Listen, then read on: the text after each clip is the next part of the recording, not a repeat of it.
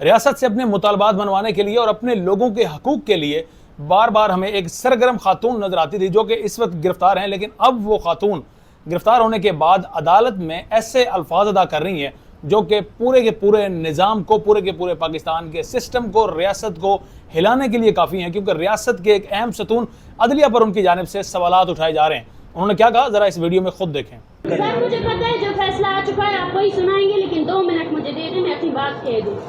तो 10 जून से वकालतनामे साइन नहीं हो रहे, आपको पता है। हम मुख्तलिफ केसेस में हमारे ऊपर FIR है, सिर्फ एक केस में नहीं है। ये वो अल्फाज हैं जो मारंग बलोच खुद अदालत में खड़ी होकर जज के सामने, जज के रूबरू ही अल्फाज अदा कर रही हैं कि मुझे पता है कि आपने क्या फ़ैसला सुनाना है, क्या फ़ैसला आपके पास इस वक्त पहुंच चुका है, लेकिन उसके बावजूद 2 मिनट मुझे भी सुन लें। और फिर उन्होंने अपने रवादात रखी कि तकरीबन को वकला को जो साइन करवाया जाता है कि वो मुलजिम की जानिब से वकील होंगे, लेकिन वो साइन तक की नौबत नहीं आ रही, और इसी चीज़ का वो बता रही थी। और इस पूरे अदालत में जितना वक्त ये रही, ये मुस्कुराती रही, हंसती रही, अपने बलोच लोगों से बातें करती रही, अपने वकीलों से गुफ्तगू करती रही, और कहीं भी ऐसा तासुर नहीं मिला कि ये परेशान हो, ये गिरफ्तारी की वजह से कोई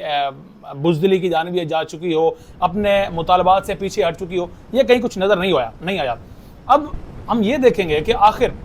मारंग बलोच जैसी खातून क्यों कर एक अहम सतून अदलिया पर सवालात उठा सकती हैं, और क्या उन्होंने जो सवालात उठाए क्या वो वाक़ईतन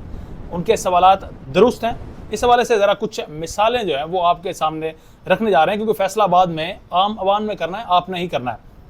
सबसे पहले अगर हम देखें, इस्लामाबाद में इस वक्त जो चीफ जस्टिस हैं, जो कि जिनको ज़बरदस्ती का चीफ जस्टिस लाया गया, लाहौर से बनवाया गया, अब इस वक्त उनके खिलाफ जो अदलिया है, जो दीगर जजेज़ हैं, यानी कि या जो ख़ुद इस्लामाबाद की बार है, वो तमाम के तमाम खामोश हो चुके हैं, और अब इस वक्त उन्हें एक सर्टिफिकेट भी दिया जा चुका है, यानी अब वो इस वक्त चीफ जस्टिस ही रहेंगे इस्लामाबाद हाई कोर्ट के। तो उनकी जानिब से एक पार्टी के बड़े रहनुमा के ख़िलाफ़ एक मुकदमे में सज़ा हो चुकी है, जिन्हें उसके हवाले से अपील के लिए वो इस्लामाबाद हाई कोर्ट से रजू कर चुके हैं। लेकिन कई बार कोशिशों के बावजूद, दरख्वास्तें देने के बावजूद उस दरख्वास्त को,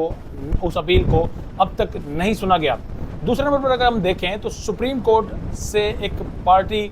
का इंतखाबी निशान, एक ऐसी पार्टी जो कि उस वक्त भी नज़र आ रहा था कि ये बहुत बड़ी पार्टी बनेगी, और उम्मीद भी यही थी कि ये पार्टी इलेक्शन भी विन करेगी, उससे उसका इंतखाबी निशान ले लेना, ये भी एक उन अवामिल में इसको भी शामिल किया जा सकता है, क्योंकि इस निशान लेने की वजह से ना सिर्फ बदनुमानी का रास्ता खुला, बल्कि इस इलेक्शन पर डाका, चोरी और तरह तरह के जो इल्ज़ामात लगे, वो भी सिर्फ और सिर्फ इस फैसले के बाद उन पर उंगलियां उठाई गई। उसके बाद इद्दत जैसे जो बेहुदा केसेस बनाए गए, तारीख ने ऐसे केसेस कभी नहीं देखे थे, जो केसेस खुद एक पार्टी के बड़े रहनुमा पर के खिलाफ बनाए गए, और फिर इस केस पर उनके खिलाफ सज़ा भी सुनाई गई। 9 मई के हवाले से भी ऐसे ऐसे केसेस का फैसला सुनाया गया, जिनमें 10-10 साल कारकुनों को, रहनुमाओं को सजाएं सुनाई गई। वो कारकुन जो कि उस जगह पर मौजूद थे ही नहीं, उसके बावजूद जुडिशरी की जानिब से उनके खिलाफ सज़ा सुनाई गई। और जो गवाहान है, गवाहान के चंद एक के तो बयानात ऐसे थे कि वो उस वक्त उस पार्टी यानी पाकिस्तान तहरीक इंसाफ के लीडर जो है इमरान खान, उनके घर में मौजूद थे, मेज़ के नीचे छुपे हुए थे, और जो साजिश तैयार हुई वो सब कुछ वो सुन रहे थे। यानी इस किस्म की गवाहियों पर यह फैसला दिया गया, और ये भी फैसले में लिखा गया कि चूँकि लोगों ने इकरार किया कि उनका ताल्लुक पाकिस्तान तहरीक इंसाफ से है, तो इस वजह से उनको सज़ा दी गई, यानी एक पार्टी का नुमाइंदा होना भी उनके लिए जुर्म है। उसके बाद इस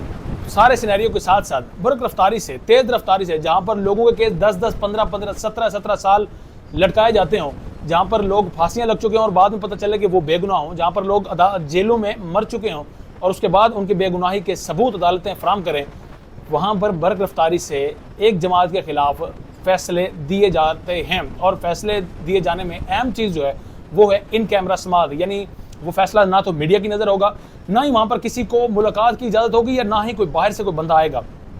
सिर्फ़ और सिर्फ अदालती हमला होगा, प्रोसिक्यूशन होगी, और साथ में जो वकील है मुलजिम का वो होगा, बस दैट्स इट। ये होगी इन कैमरा समाअत। और अगर बाहर किसी ने आकर इस समाअत के हवाले से कुछ बताया तो उसके खिलाफ भी तौहीन अदालत लगेगी। तो इस तर्ज के भी मामलात इस वक्त चल रहे हैं। और इसके साथ साथ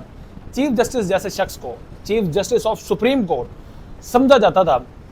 कि तमाम पावर इसके पास है, वो फिर चाहे हुकूमतों से लेकर आम आवाम तक की एक तो सुनवाई उन तक बड़ी आसानी से होती थी, और दूसरा वो सो मोटो नोटिस भी लिया करते थे। तो अब उनके तमाम इख्तियारात को 26वीं आईनी तरमीम के बाद महदूद कर दिया गया है। अब सुप्रीम कोर्ट ऑफ पाकिस्तान का चीफ जस्टिस वो चीफ जस्टिस नहीं है जो कभी बाइख्तियार हुआ करता था और फैसले दिया करता था, बल्कि अब जो भी नया बनने वाला होगा या जो जस्टिस साहिबान होंगे वो एक तो हुकूमत के मातहत होंगे, दूसरा वो अच्छे बच्चे बनकर रहेंगे, क्योंकि अच्छे बच्चे बनकर रहेंगे तभी उनका जो इंतखाब है चीफ जस्टिस का के हवाले से वो फिर हुकूमत करेगी। और साथ साथ बलोच अगर रहनुमाओं के हवाले से बात करें तो बलोच रहनुमाओं की बिला वजह गिरफ्तारी, बलोच जो प्रोटेस्टर्स हैं उनकी बिला वजह गिरफ्तारी, बिला जवाज़ गिरफ्तारी और इस तमाम वाक़यात में अदलिया का खामोश रहना, ये भी बड़ा एक अहम अवामिल के तौर पर इसको भी देखा जा रहा है। और साथ साथ जो लोगों की चादर चार दीवारी फलांगी गई फलांगी जा रही है,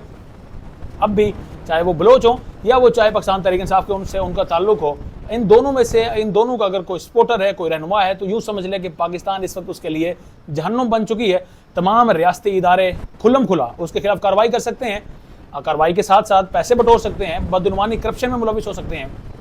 लेकिन उनके खिलाफ कोई एक्शन नहीं होगा। एक्शन होगा तो उस शख्स के खिलाफ होगा जिसका ताल्लुक या बलोचों से होगा या जिसका ताल्लुक पाकिस्तान तहरीक इंसाफ से होगा। और इन तमाम मामलात में भी अदलिया खामोश है। तो ये वो अदलिया की खामोशी है या ये वो अदलिया के ये चंद एक ऐसे अनासिर हैं जिनकी बिना पर एक खातून भरी अदालत में जज को ये कह रही है